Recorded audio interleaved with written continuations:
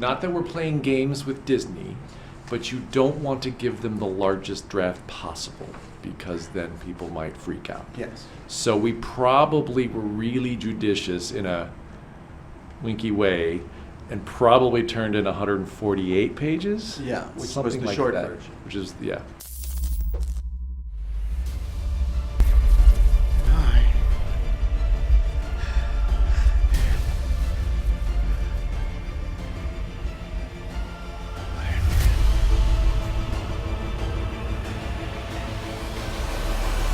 There are things that expand greatly as various teams get brought in and previs comes in and stunts come in and things get laid out in a very granular way that then needs to be put into the script. Then you just have to stop counting pages because it's too terrifying. You'll go a little bit insane. That's right. Yeah. Well, and so will the line producer. Oh, yes. Because page 101 says they fight. All right. Avengers!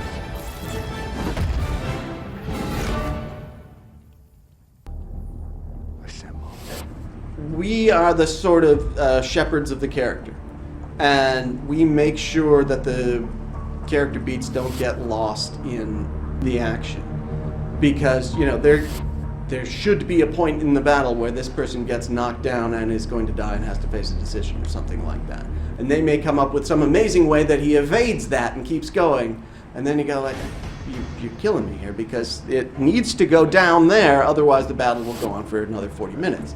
So in that, we are sort of the custodians of the people inside the suits.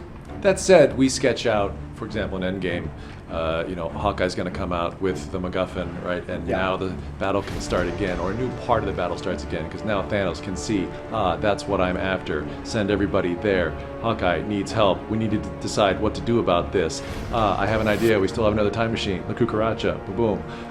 Then what we call the flea flicker, right? How are we going to get this MacGuffin across the field? So that's us saying, let's do this as a structure, and then a lot of very smart people sort of weigh in on that.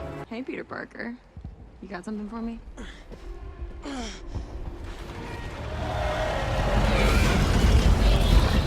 don't know how you're gonna get it through all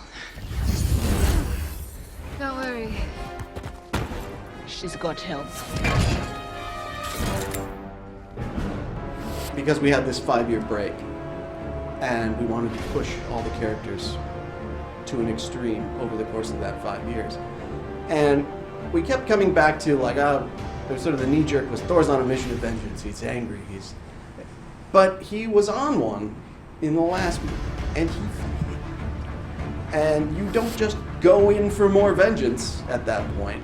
What would any of us do when faced with that much failure?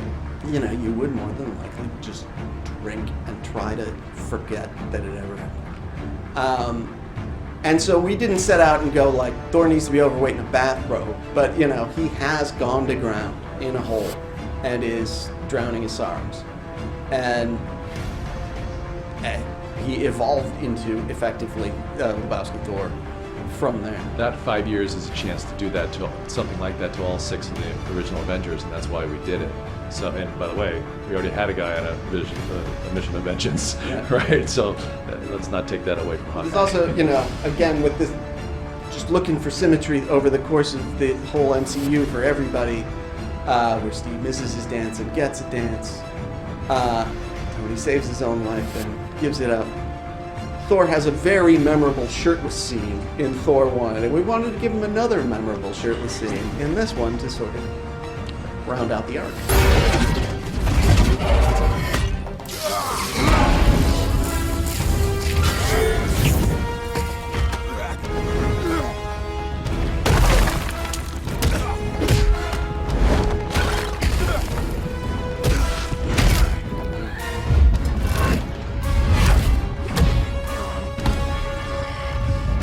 It's part of escorting people off the stage, which is one of the things we inherited. That's where Kevin said, I think you guys, let's all talk about it, but we're okay if some people, meet their natural conclusion.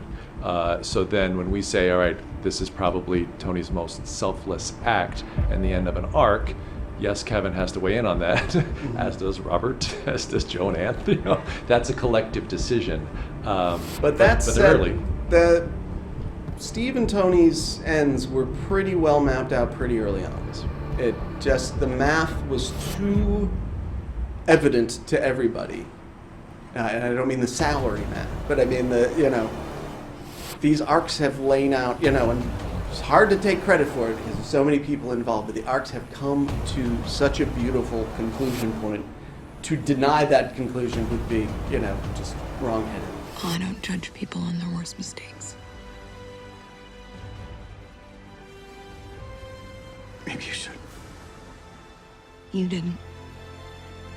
With Clint, it would be a tragic beat, and because he wants to get back with his family, and it would deny him that. With Natasha, it's sad, but it's a deeply heroic moment. Deeply heroic.